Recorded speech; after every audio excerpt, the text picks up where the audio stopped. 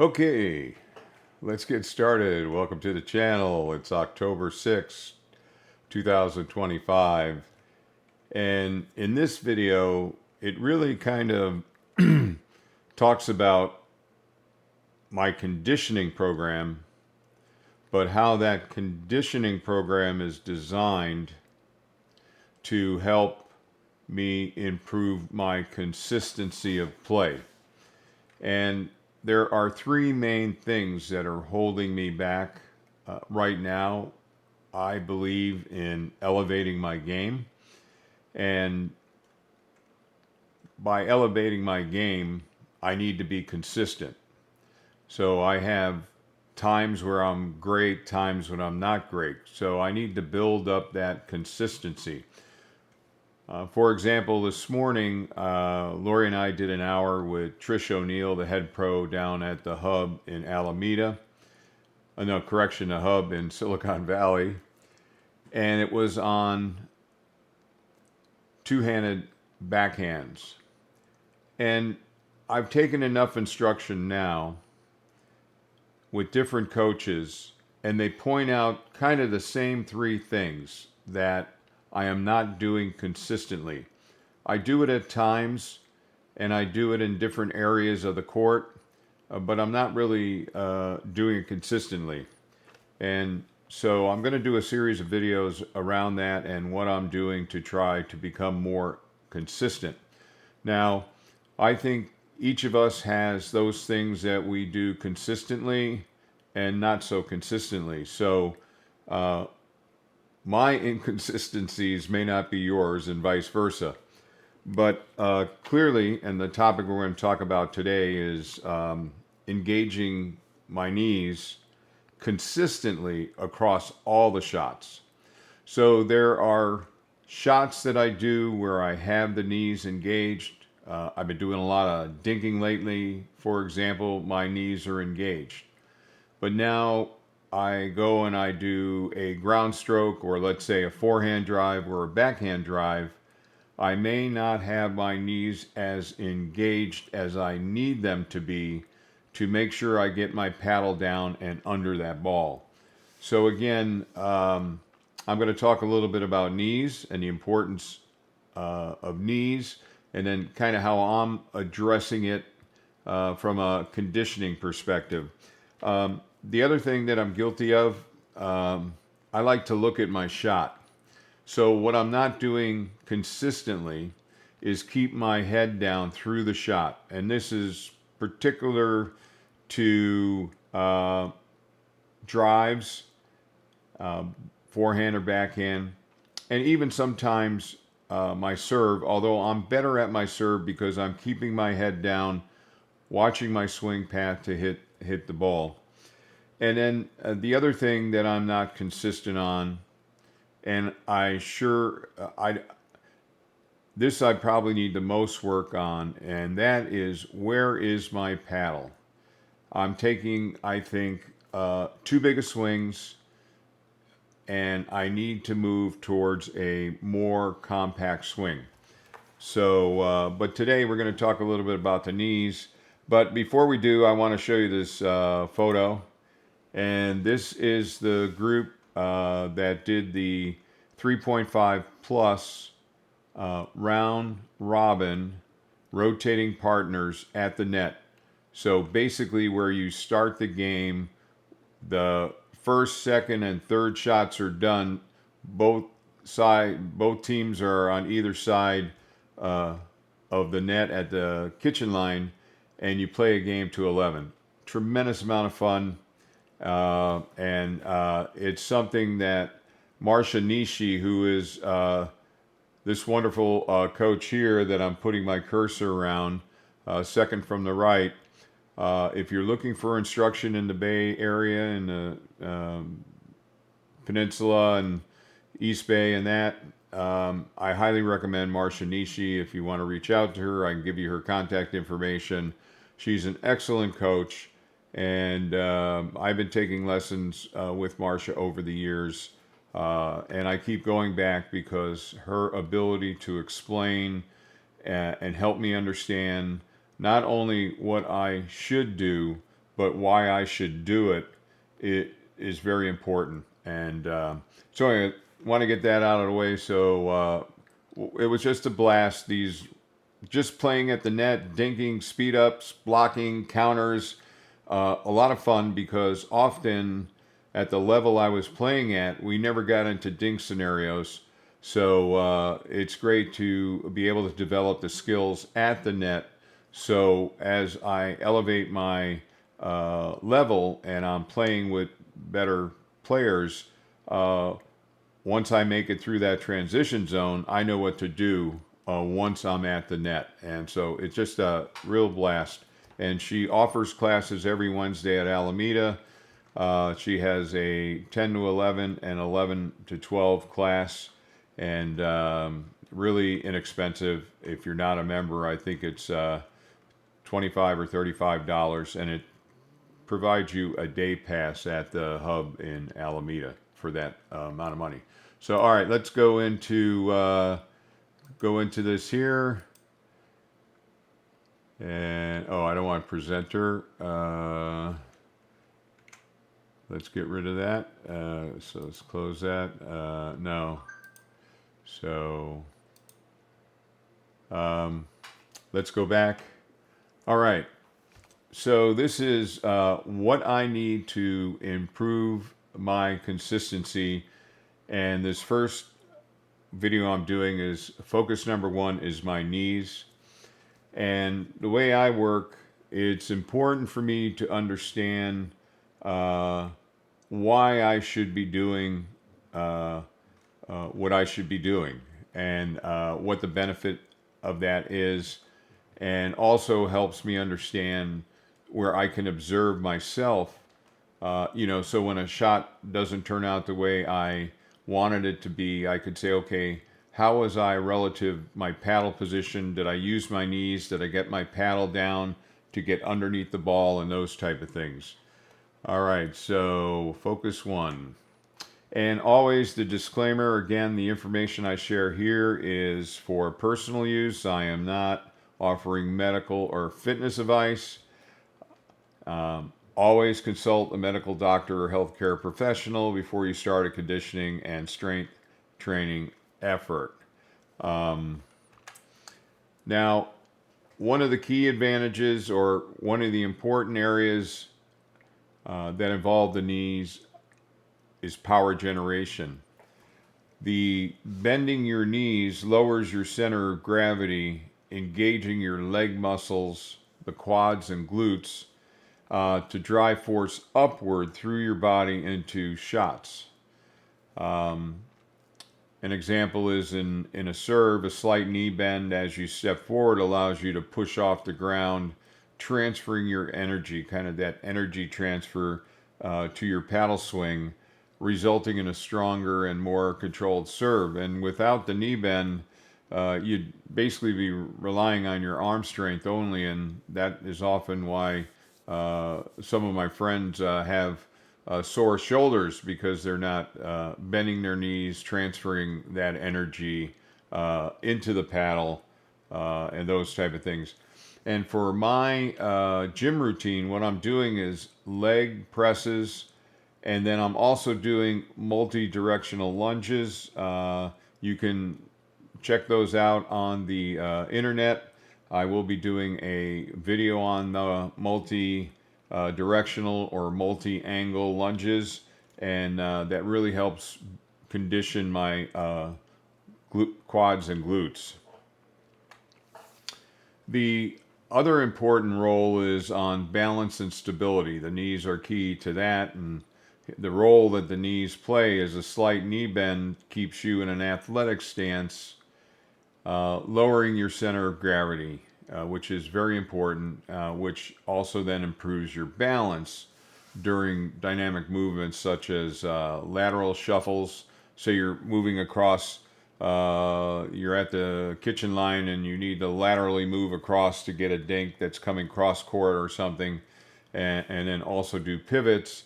Maybe you have to take a step back, and this is crucial for precise shots like dinks. at the kitchen line where you need to stay stable and leaning forward.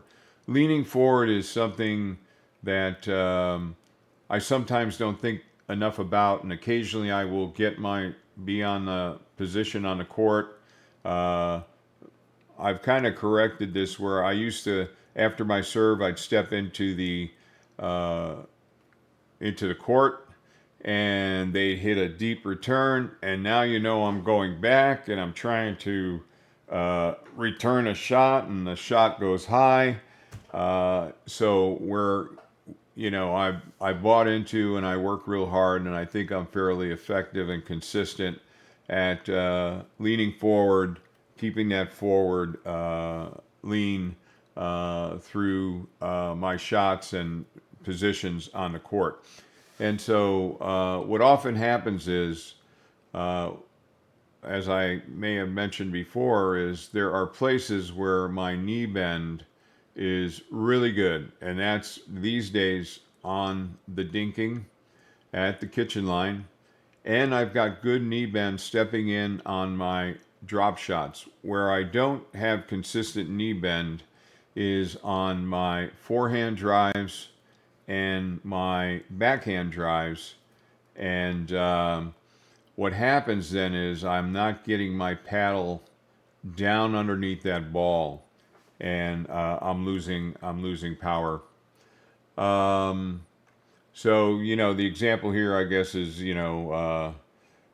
staying low and balanced. Your that knee flex and a good athletic stance allows you to stay low and balance and do quick movements and adjustments to shots coming at you uh, without losing control, without falling.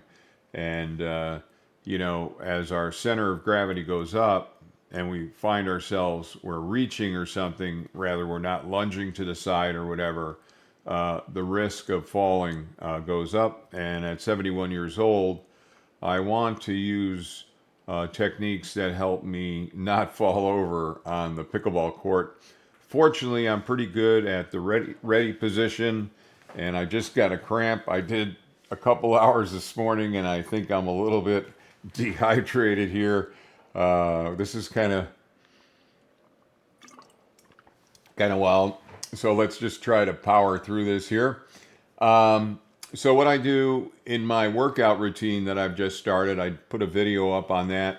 I used XAI Grok to help me build a pickleball centric workout routine for conditioning and strengthening.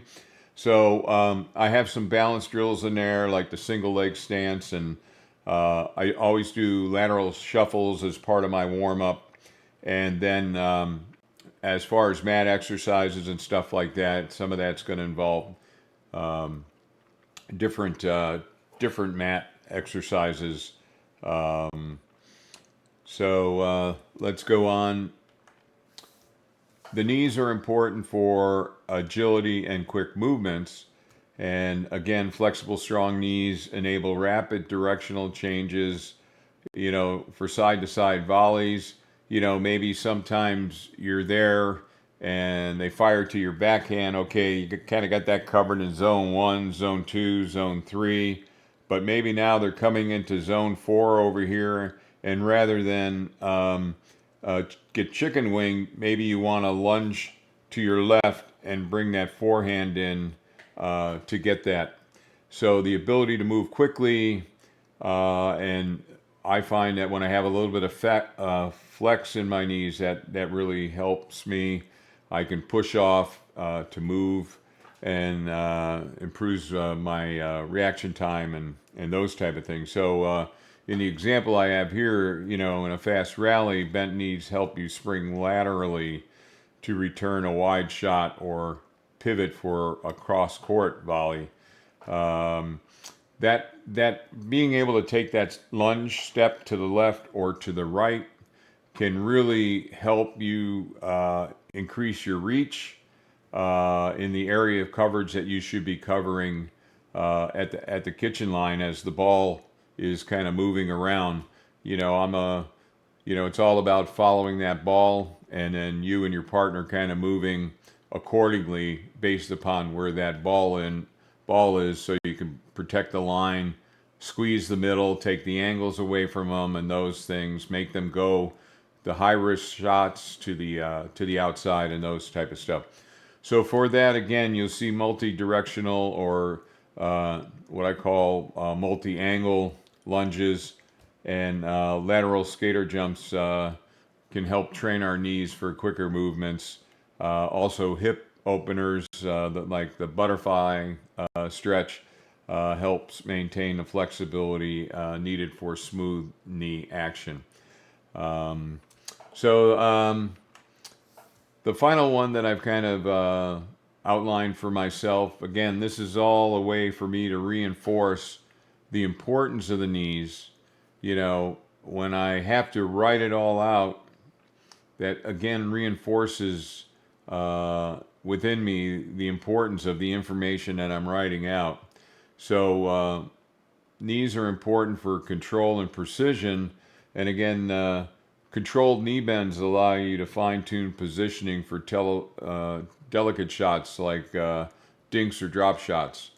Um, I'm, you know, I think if you've been following the channel, I think for the last couple months now, I've been taking at the net classes up at the hub in Alameda under Marcia's direction. And so I'm really doing a tremendous amount of dinking. I never knew dinking could be so much fun and all those things. So I've kind of got my knee bends covered there. I've got my knee bends covered for resets. And even when I'm blocking, I've got flex in my knees when I'm at the kitchen line. Again, where I'm not consistent with getting my knees engaged is on my drives, whether that be backhand or forehand. And that was reinforced this morning in the 1 hour class I took with Trish O'Neill on the two-handed backhand. So, you know, I told her, Trish, thank you for giving me an opportunity once again to show the three things that I'm not consistent on that is holding my game back. And as I said, that's engaging the knees consistently, um, head down through the shot, and paddle too far back. I need a more compact swing. And when I started doing my two-handed backhand this morning, I was definitely bringing my paddle too far back, and then she got me to where it was just about at my knee of my left leg. I'm a right-hander, where I could see that paddle when I was tracking the ball to the paddle, so I could see that and then come through up and around, and that made a really big difference in how effective I was able to return those shots. And now I was also using the Yola Hyperion Pro 4 14 millimeter. I'll have an update on that in another video. I've gotten more time on it. I'm starting to like it. I'm worried because am I going to really buy another paddle? And a $280 paddle at that. So I don't know. I have to stay tuned. But again, for the example here on control and precision, you know, for a soft dink, bending your knees lowers your paddle to just above the net, so that you can more quickly get down and get underneath that ball. And without that knee movement, um, you know, you'd have to bend at the waist, compromising your posture and everything. I think when you want to go down, you kind of want to have your back straight, or at least that's what works for me. I don't want to be leaning all the way over. Uh, and sometimes I even almost am squatting to get underneath that ball so I can get that lift to make sure that that paddle is underneath that ball and I can control that dink going back over the net without launching it in the air with where they can then do a put away. Um, so for my gym routine, I have pal off exercises. I'll be doing a video on those. They're very simple to do. They're inexpensive to do. You buy a couple straps of different resistance, and if you have something that you can tie one end around, then you're set up to do the pal offs. And then modified planks, I mean, really, you could put a blanket on the floor. I have an exercise mat. So the modified planks, I'll do a video on that as well, can really enhance balance and knee control. So, and then just kind of closing here, because I don't want to go too long. Here's kind of my thoughts on the information I put together for specific techniques for knee use in pickleball shots based upon the shot. And so, you know, knees are important in the serve, they're important in the dink, the volley, the ground stroke, and even in the smash and overhead, because if you have some flex in your knees, that you can help push yourself off and up and to get that overhead. And I learned an important tip from Trish O'Neill this morning. I love taking her classes. I always walk away with some really corrective action on my technique, and I always wind up learning something new.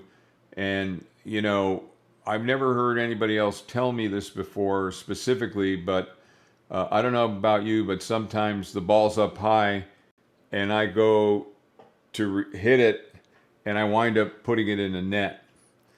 And really, the reason that I'm putting it in the net is because I'm trying to meet the ball instead of letting the ball come to me, and then once it's there, go forward. You know, kind of like a push volley.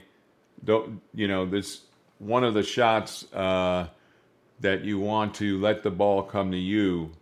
And then I'm confident now that I kind of have this idea in my head because of Trish this morning and the conversation we had at the end of the class, that I'm going to wait for that ball to come to me before I start any forward movement.